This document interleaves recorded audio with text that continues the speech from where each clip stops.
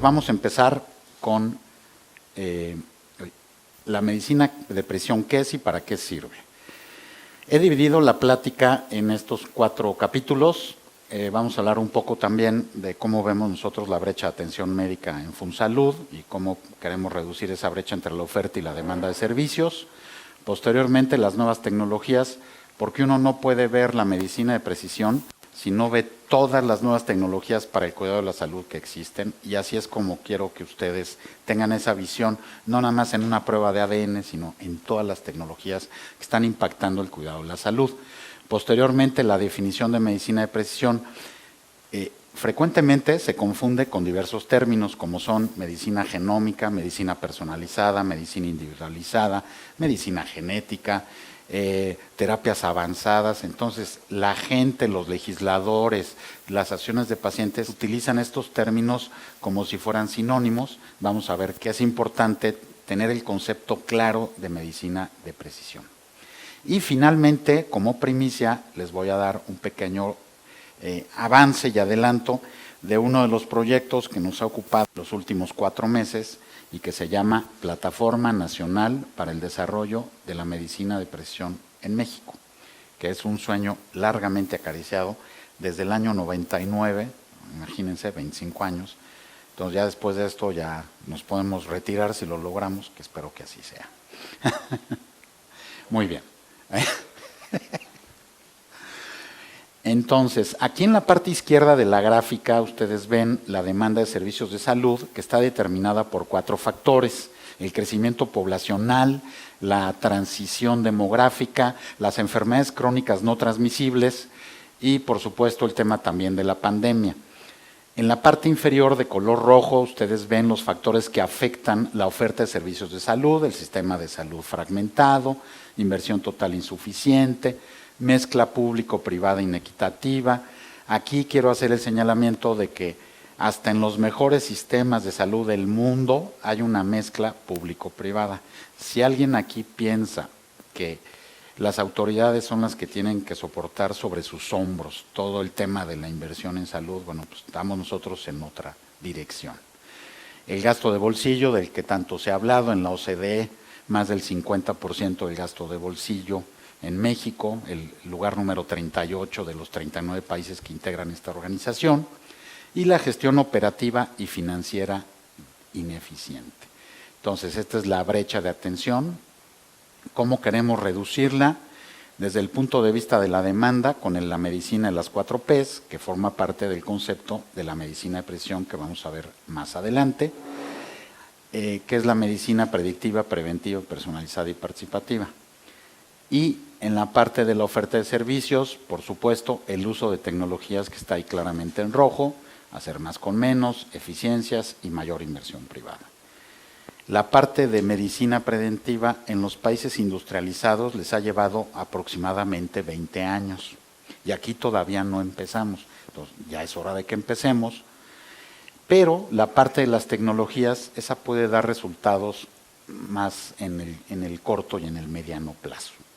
De manera que pues ya debemos de empezar con el tema de la medicina de precisión, porque esto va a requerir un cambio de chip, un cambio de cultura, no solo en los médicos o profesionales de la salud, sino en toda la opinión pública, los funcionarios, los legisladores y, por supuesto, ustedes, las asociaciones de pacientes. Ustedes son extremadamente importantes, porque si ustedes no nos acompañan en este proceso, no lo vamos a lograr. El país que no logre aterrizar, implementar la medicina de precisión, no va a poder beneficiarse de todos los avances, de todas las nuevas pruebas y los nuevos hallazgos. Vamos a la segunda parte: nuevas tecnologías para el cuidado de la salud. Nosotros hicimos un ejercicio en el 2018 donde hicimos un estudio multidisciplinario, invitamos a toda una serie de expertos, genios, geeks, economistas, todos. Un análisis de las tecnologías aplicadas a la salud en ese momento y seleccionamos las 10 que integran este decágono, como 10 tecnologías que son susceptibles de implementarse en México, en el corto, en el mediano, en el largo plazo. Y en la parte central ustedes pueden ver esas tecnologías que inciden transversalmente en las 10 anteriormente mencionadas, que son Data Science, expediente médico electrónico, lo que se conoce como eHealth, las apps en salud, y ya agregamos dos nuevas, identidad digital y ciberseguridad. Si ustedes se dan cuenta, si yo no tengo ciberseguridad, pues la gente no va a querer compartir su información, la gente va a pensar que se van a saber todo su expediente clínico. Entonces tenemos que trabajar en todas estas tecnologías y sobre todo en las transversales. Esto integra lo que conocemos como la salud digital. La salud digital es un término muy amplio que incluye a todo esto. Y por supuesto ustedes ven ahí la palabra Omics, que son precisamente el área de ciencias de la vida aplicada a la salud, que vamos a ver un poco después. Así que para que, entonces, esto es todo lo que observamos en México. Ustedes me pueden decir, bueno, robótica ya hay, impresión 3D ya hay, realidad virtual y aumentada pues está empezando. Los drones de uso médico en México todavía, que yo sepa, se han hecho algunas pruebas, pero todavía no existen. El blockchain ya es un sistema de información encriptada que se está llevando a cabo en recetas, en algunos expedientes. Por supuesto, la inteligencia artificial, ahí está, se habla mucho de ella, pero a ver, nosotros no desarrollamos los 3 pilares de la salud digital. ¿Cómo empezamos a discutir de la inteligencia artificial? ¿Cuáles son los 3 pilares? Telemedicina, expediente clínico electrónico y receta médica digital. Oye, es que yo quiero desarrollar una base de datos para ver si todavía no tenemos el expediente bien, si no tenemos la receta. Entonces tenemos que ir por pasos y progresivamente. Entonces algo que le ha pasado a muchos países es que quieren hacer todo al mismo tiempo. Vamos a entrar con inteligencia artificial y ahora vamos a hacer. Y entonces, ¿qué pasa? Que cuando uno ve los resultados, pues ni una ni la otra.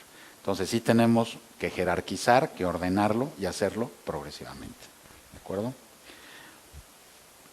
Muy bien. Ahora vamos a definir, ahora sí, la medicina de precisión. Aquí ustedes se van a encontrar muchas opiniones. Y aquí puede venir el doctor Mauricio y me dice, oiga doctor, yo no estoy de acuerdo contigo.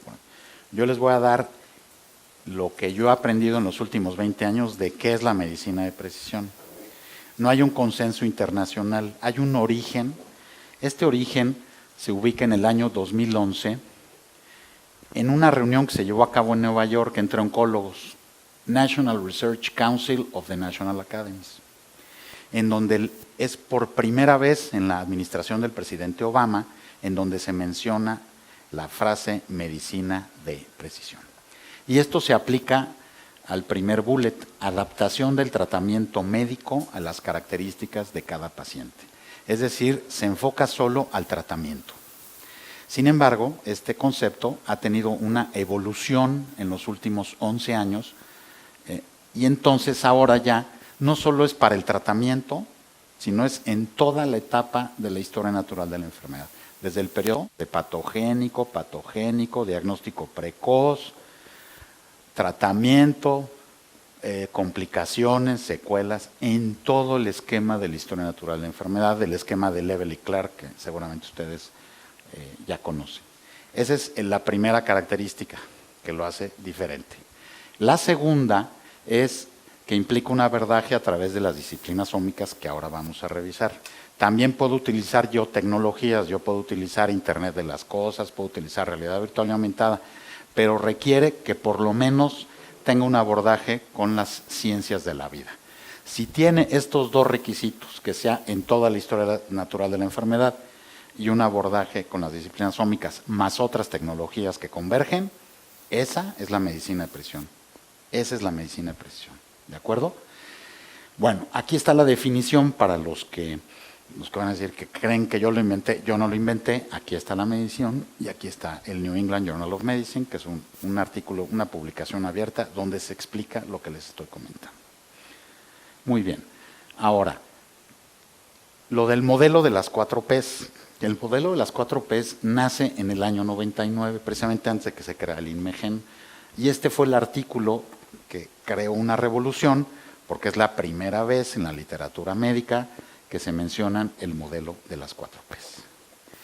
Que todas son importantes, pero sobre todo donde ustedes entran es en esta. Si no tenemos la participación de ustedes, de los legisladores, de las autoridades, de la industria, aquí es, si nosotros no participamos compartiendo la información, los datos para crear bases, por supuesto con un marco ético, legal, con la ciberseguridad, las PES no van a funcionar, ¿de acuerdo?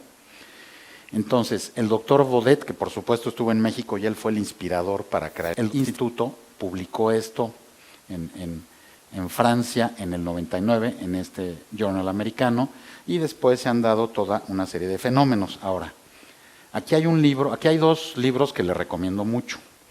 Este es El lenguaje de Dios, que lo hay en cualquier librería y lo hay en español, que es del doctor Francis S. Collins. Él fue el líder del proyecto del genoma humano, porque acuérdense que primero fue el doctor Crick, luego se lo pasaron al doctor Watson, luego el doctor Watson tuvo un problema grave de salud y tuvo que dejar el proyecto del genoma humano. Estamos hablando de la década de los 90. Y entonces el que entró fue el doctor Collins, que es el que publica en el 2003 el borrador con el presidente Clinton y bueno, que hacen todo el anuncio. Ahora bien, aquí hay otro personaje importante. Y en la medicina de precisión es, yo diría que, porque él es en el código genético el primer borrador del genoma humano, pero el que ya lo lleva a otra dimensión es el doctor Leroy Hood, que también ya lo tuvimos en México. El doctor Leroy Hood, que además es asesor de los presidentes tanto republicanos como demócratas, él es el director del Institute for Systems Biology, que está en Seattle. Y él desarrolla un área que se llama biología de sistemas. Y es cómo conectas la parte médica, biológica, con la parte matemática. Él es el que hizo esto. Él es ingeniero, creo que es ingeniero mecánico, o sea, no tiene nada que ver con la medicina, pero es el que hizo la biología de sistemas. Que por cierto no está en ninguna currícula de carreras de profesionales de la salud en México, que también es otro tema. Pero bueno. Y él tiene esto del tema del wellness, pero le llama scientific wellness. Esto no es medicina funcional, ojo. Esto es una mezcla de cómo utilizo la información genética de mis proteínas para tener una mejor calidad de vida. Y cómo conecto todas las bases de datos y toda la matemática con las enfermedades, con la biología. ¿De acuerdo? Entonces, este libro también lo hay en español y también está muy fácil de entender y se lo recomiendo para que tengan un concepto más preciso y enriquecido. Muy bien. Evolución del concepto de medicina de precisión. En la parte izquierda están las disciplinas de las ciencias de la vida, que son 6 y que están ahí. Entonces, la genómica, que estudia el genoma, los un poco más de 23,000 genes, que ya nos va a hablar al rato el doctor Mauricio. Pues el transcriptoma, que estudia el ARN, cómo se activan y se desactivan, que eso lo vamos a revisar a lo largo del día. Después el proteoma, 110,000 proteínas descritas en un atlas por el doctor Lee de UCLA en la década del 2008. Después tenemos el metaboloma, que es una bioquímica más detallada, en donde lo que se busca es el metabolismo de azúcares, de lípidos, ácidos nucleicos y de agua, básicamente, y de proteínas, pero con concentraciones más bajas. Imagínense que la metabolómica detecta 1 por 10 a la menos 12 de gramo. Entonces yo me hago una química sanguínea, me dicen tiene 80 miligramos de glucosa, pues la metabolómica le detecta 1 y 12 ceros. O sea, concentraciones que muy bajitas y que permiten la identificación de enfermedades en etapas muy tempranas, cuando las concentraciones de los marcadores son pues muy bajitas, 1 por 10 a la menos 12, ¿no? Se cayó ahí algo. Muy bien. Entonces, ese es el metaboloma. Después tenemos la microbiota, el microbioma. La información genética de todos los microorganismos que habitan las superficies y epitelios corporales. No nada más es la flora intestinal, esto es mucho más complicado. En México, pues estamos empezando, todavía hay mucho que trabajar en esta área. Después tenemos la epigenética, que son las modificaciones que sufren los genes, modificaciones como por ejemplo agregarles grupos metilo o hacerles otras transformaciones químicas fuera del núcleo, que interfieren entonces o modifican que una proteína se active o que un gen se active y que se produzca más proteína o se produzca menos. Epigenómica, que también nos va a hablar el doctor Mauricio. Y finalmente estas 6 niveles de organización se unen en lo que se conoce como el exposoma. Digamos, imaginemos que es un esquema donde yo pongo las redes de la información de los 6. Muy bien. Actualmente, pues los que más usamos es metaboloma, proteoma, transcriptoma y genoma, ¿no? Quizá genoma, transcriptoma y un poquito de proteoma, en fin. Y esto es lo que ahora le llaman multiomics, porque es más de una. Antes era nada más la genómica, ahora ya empiezan a usar las otras 3. Del lado derecho son otros niveles de organización biológica, estudios de imagen, ¿verdad? Los biosensores, que todos tenemos, las pulseras, los celulares, las redes sociales, y bueno, ya estos 2 ya son de orden metafísico, universal, cósmico, que no los vamos a revisar hoy porque además no soy teólogo ni soy filósofo, entonces pues, no tengo. Y esto fue publicado por el doctor Eric Topol en la revista Cell en el año 2014. Por cierto, el doctor Topol fue el primero que ganó una demanda por un medicamento. Si ustedes recuerdan, el medicamento Arcoxia. Él se volvió millonario y es un cardiólogo que estaba en Nueva York, ganó la demanda por un efecto cardiovascular y bueno, ya se dedica, es como un libre pensador de la medicina y se ha metido mucho en la medicina de precisión. Para terminar mi presentación, antes de que inicie el doctor Mauricio Rodríguez, les voy a presentar brevemente el proyecto que nos tiene ocupados y que necesitamos de ustedes, porque nosotros solos no lo vamos a poder hacer. Y se llama, como está en la lámina. Para recapitular un poco, la medicina de precisión representa un hito en la salud pública, ya que utiliza tecnologías emergentes para mejorar el cuidado de la salud. 2. Incide en todas las etapas de la historia natural de la enfermedad y cada vez con mayor énfasis en la prevención y detección temprana. 3. Incorpora inicialmente las disciplinas ómicas que ya revisamos y después eclosiona paralelamente con la convergencia tecnológica. Por ejemplo, ahí dice la radiómica. ¿Qué es la radiómica? Es comparar la información de los estudios de imagen, tomografías, ultrasonidos, con la información genética para poder clasificar mejor a los pacientes. En México existe radiómica, está empezando. Y esto se potencializa porque permite estadificar mejor al paciente. Todos los pacientes que tengan nivel 2 de cáncer, no todos se comportan igual. Si les haces un estudio de radiómica con imagen, te vas a encontrar que hay subgrupos de pacientes. Y entonces esto ayuda a tomar decisiones terapéuticas, factores pronósticos. La radiómica.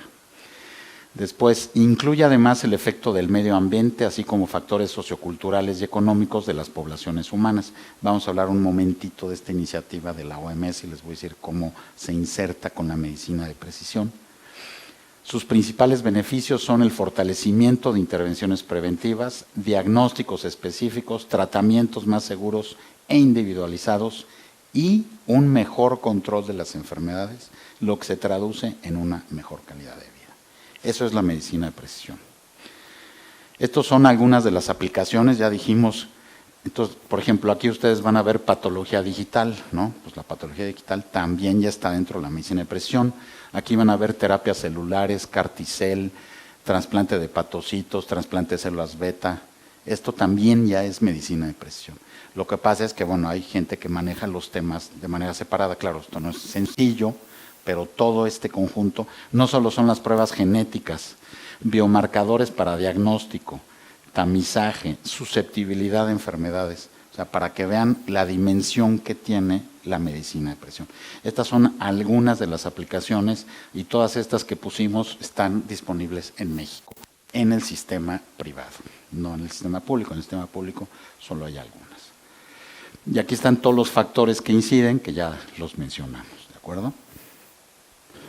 Bueno, esta iniciativa One Health nace en el 2008, en donde un grupo de Norteamérica se une la Organización de Sanidad Animal con la Organización Mundial de la Salud, con otra organización del medio ambiente.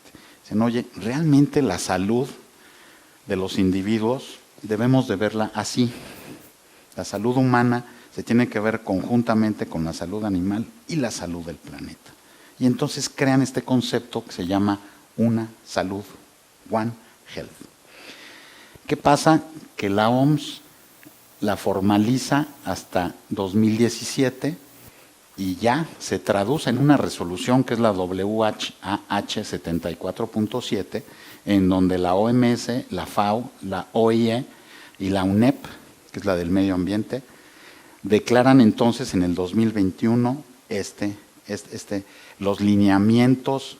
Por supuesto que México suscribió esta resolución, se adhirió, pero ¿qué ha pasado en los países? ¿Ustedes la habían escuchado? Nada, no pasó, esto fue letra muerta. ¿Qué es lo que queremos hacer nosotros con nuestro proyecto? Pues subirnos a esto.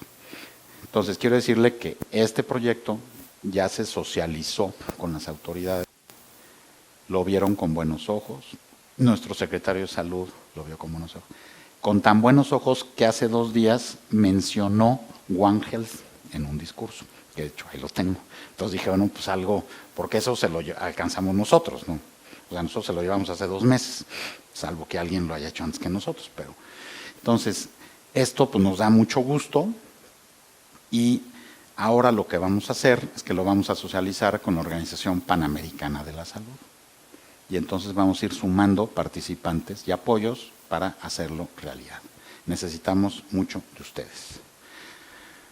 Muy bien. ¿Cuál es el objetivo de este proyecto? Ahí está. Determinar la ruta crítica para el acceso de la medicina a la medicina de precisión en México. En México tenemos muchos desarrollos en medicina de precisión, como ustedes los van a ver a lo largo del día, pero estos desarrollos están aislados, no están articulados. Tenemos una prueba para leucemia en Torreón, Coahuila, que los niños con leucemia en México no tienen acceso. Tenemos una prueba de colon en la Ciudad de México que no tienen acceso los de Monterrey, etcétera. Tenemos marcadores que se usan en un estado que en otro no, y equipos diseminados, tanto de imagen, de biología molecular, pero no están articulados. Y muchas veces, pues ni siquiera las asociaciones de pacientes que ustedes, vaya que están bien informados, los conocen. Entonces, ¿qué es lo que queremos? Pues queremos hacer varias cosas. Primero, mapearlos, ver quiénes son, dónde están y cuáles son las pruebas, tenerlas bien identificadas. Entonces, estos son los objetivos. Por temas de tiempo no los voy a, ahí ustedes los pueden ver y luego les podemos compartir la presentación si quieren, no hay ningún problema. Pero, ¿qué es lo que queremos? Primero, mapearlo. Después, tener el estado del arte de la medicina de precisión en México. Después, tener el estado del arte de la medicina de precisión en el mundo. Vamos a hacer una serie de visitas de campo a varios centros de medicina de precisión en Norteamérica, en Europa y en Asia. Y entonces, con toda esa información, vamos a tener también entrevistas con expertos nacionales e internacionales. Seguramente nos vamos a acercar a algunos de ustedes para que nos den su opinión sobre la medicina de precisión, que podemos hacer para México. Y finalmente, vamos a elaborar una propuesta. Esa propuesta, como la estamos viendo, pero claro, hay que desarrollar el proyecto, es crear un Centro Nacional de Medicina de Precisión. Un centro nacional que tenga una vinculación público-privada. Ahora, no vamos a comprar nuevos equipos, como los que van a ver hoy o como los que hay en nutrición. No. Este centro va a ser para capacitación, para certificación, va a ser reservorio, va a ser de servidores, de software, de expertos en bioinformática, más que de equipos, digamos, de biología molecular, de proteínas. Así es como lo estamos visualizando, ¿de acuerdo? Entonces, investigación documental, identificar la infraestructura que hay en México, que esta etapa ya la terminamos. Ahora vamos a empezar entrevistas con expertos nacionales e internacionales, estudios de campo, y finalmente elaborar una propuesta. Esto también incluye temas de salud pública, de economía de la salud, de estudios costo-efectividad, costo-beneficio, costo-utilidad. O sea, incluye un análisis muy completo que sí tiene ese componente económico, además de la parte técnica. ¿De acuerdo? Entonces, ya lo empezamos. Es un estudio que estimamos realizarlo en 3 años y pues que ya estamos encontrando aliados y pues a ustedes los vamos a necesitar. Así que yo les extiendo la invitación a que se sumen. Aquí ya hay algunos de los aliados, por supuesto Pfizer, algunas farmas, industria alimentaria, bancos, ya también los socializamos con el IMSS, el INMEGEN le gustó mucho, algunas otras fundaciones, cardiología, la UNAM. Entonces, poco a poco, esta industria de seguros, la Asociación de Seguros, la Universidad de Anáhuac, por supuesto, la Fundación Carlos Slim. Entonces, poco a poco vamos formando el equipo y estamos en etapa de fondeo, de recolección de fondos. Pero nosotros ya empezamos desde hace 5 meses, ¿de acuerdo? Bueno, este es el equipo de trabajo que hemos ido sumando y esperamos los que estén interesados en unirse a este grupo. Aquí hay una combinación de juventud y de juventud acumulada. Entonces tenemos genetistas muy importantes, tenemos médicos recién graduados, tenemos ingenieros, tenemos ya funcionarios del gobierno federal actual, tenemos jóvenes cardiólogos, tenemos gente de marketing también, de comunicación, tenemos al presidente de la Academia Nacional de Medicina, en fin, poco a poco tenemos al presidente de la Comisión de Salud, del Consejo Coordinador Empresarial. O sea, poco a poco estamos conjuntando gente de la academia, de la industria y del gobierno, porque lo tenemos que hacer todos juntos. Y por supuesto que los vamos a sumar a todos los integrantes de las organizaciones de la sociedad civil, porque nos interesa mucho y su participación es fundamental. Bueno, no sé si tengan alguna pregunta o comentario. Con esto doy por terminada mi intervención.